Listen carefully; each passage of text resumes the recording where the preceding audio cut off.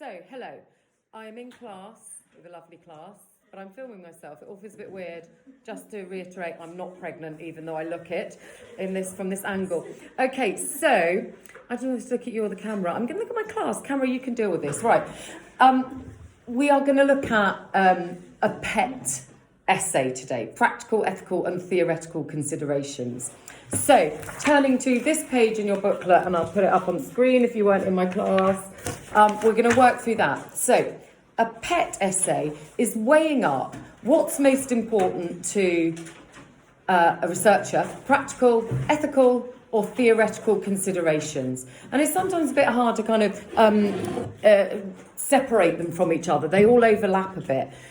Honestly, practical considerations are basically common sense, to be honest. So a typical essay might be assess the view that practical considerations are the main issue for a researcher. And what you'd want to do there is say, well, yeah, practical considerations are important, here they are, but evaluate them against ethical and theoretical considerations. Okay, so let's have a look at the practical considerations first. So I guess just a bit of an obvious one.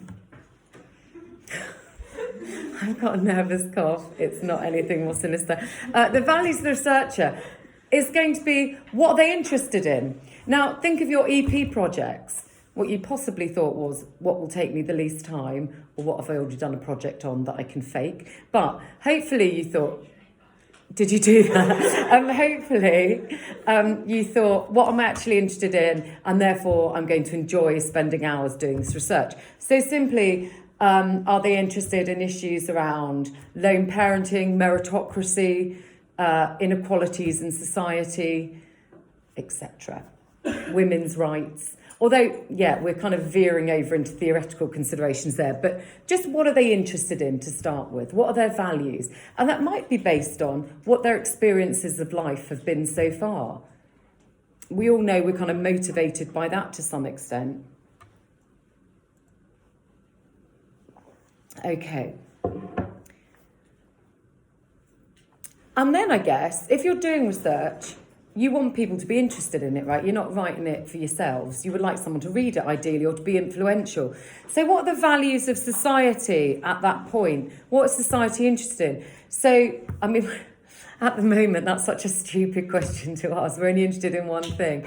But before the virus, what was our main concern for months? Seems like a sort of innocent little chat now, doesn't it? Yeah, Brexit. I mean, that would be an interesting thing perhaps for sociologists to have looked at until now. You know, what was the social divide on who voted to leave, who didn't? What were the motivations for voting one way or the other? That would be a really interesting sociological piece of research that lots of people would probably be interested. Well, no, not now, but before. Okay. Do you know, sociologically, what I'm going to be most interested in, I know it sounds stupid, it's like, how much pressure is this going to put on the family when we have to self-isolate? Like, I don't know about you, but I mean, I don't want to think about it. Do you think you'll argue, trapped in four walls? I think we may kill each other before Corona kicks in. You know, so it'll be interesting to look at what that does to family relationships, divorce rates. You know, there's going to be lots of interesting sociological stuff to come out of this. Okay, actually, another sociological aspect of the coronavirus they were kind of talking about on the news this morning that I think is very topical and interesting to researchers is how financial and social inequality is going to play a part in this. So it seems that people with a lot of money have already been able to buy corona tests for themselves. I know, whereas the rest of us won't get a look in. But even things like, if you're getting better food, if you can keep your house warm, if you're getting paid or you've got enough money to survive on, these things are suddenly going to become even more relevant than before, aren't they, I think? Okay, funding is the next practical consideration. What do I mean by funding? What do I mean by funding? Yes? Getting the money to actually do the research. Yeah, who's paying for your research? Absolutely. Who do you think most often, if you're a bog standard sociologist, who is going to pay for your research, do you think? It's me for everyone. Yeah, my limitless packet of cash. Well, possibly the researcher might fund themselves. That would be very devoted of them. Where do you think a lot of sociologists work?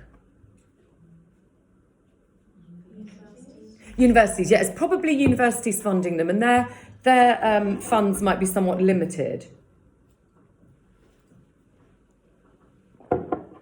Who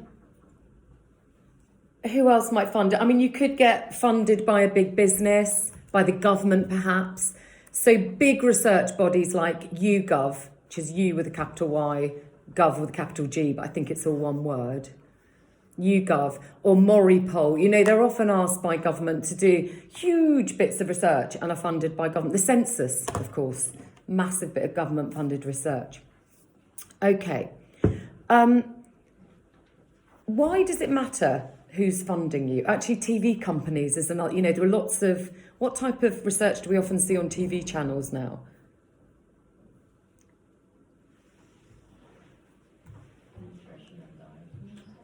Say that again. Well, no, say it. The nutrition. Oh, okay. Yeah, I mean, that is part of it. Well, no, certainly things like testing out diets. It's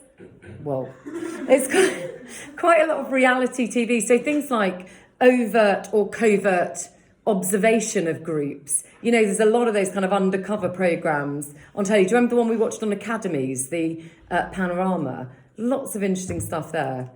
Okay. Why does it matter who's funding you? Yep.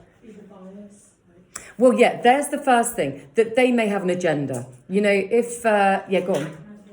Yes, of course you can, first thing might be, bias.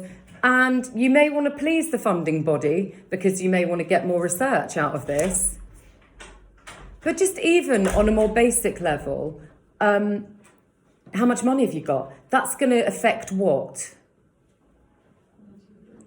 Yeah, how big it is, how extensive it is, how long you've got to do it, all of those sorts of things.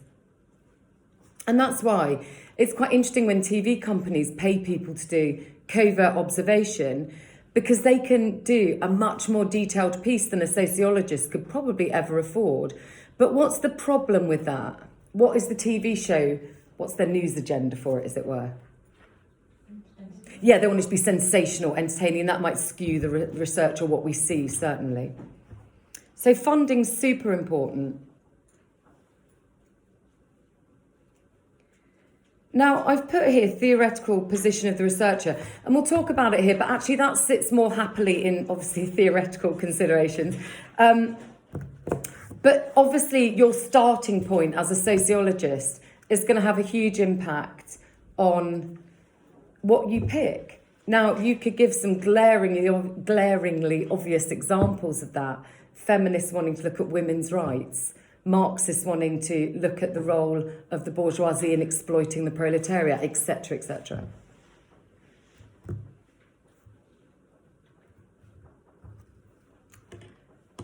Now, oh, sorry, shall I let you finish that? Sorry. I'm being filmed, hurry up.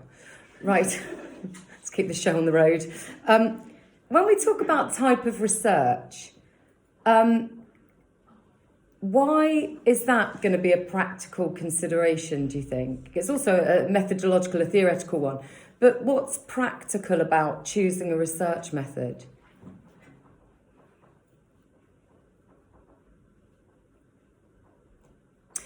Well, things like,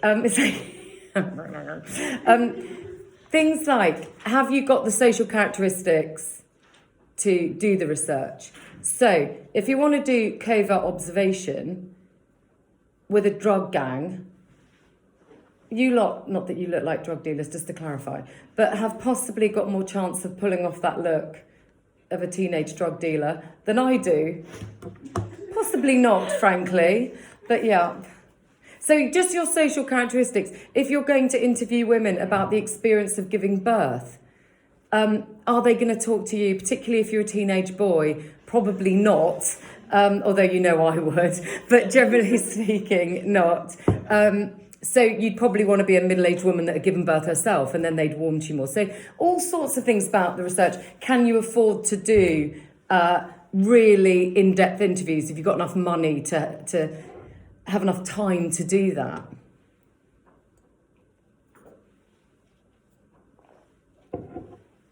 And remember, covert observation, i.e. they don't know you're watching, which does sound creepy, doesn't it? Particularly if you're trying to do it in a participant way, you might have to really build up your presence in that area for months before anyone accepts you into the gang. So yeah, lots to think about. One that I haven't put on here, and I meant to, is access. Similar to what we've just been talking about. Can you access who?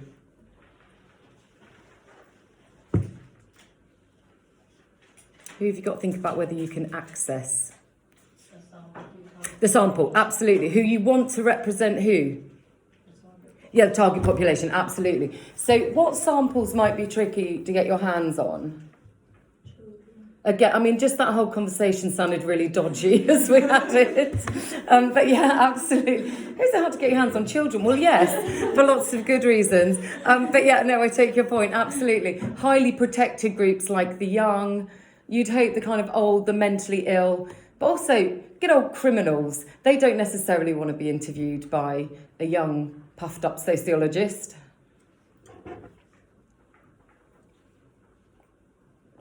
So, does that make sense for practical considerations? Okay, I'm going to just stop. Bye-bye.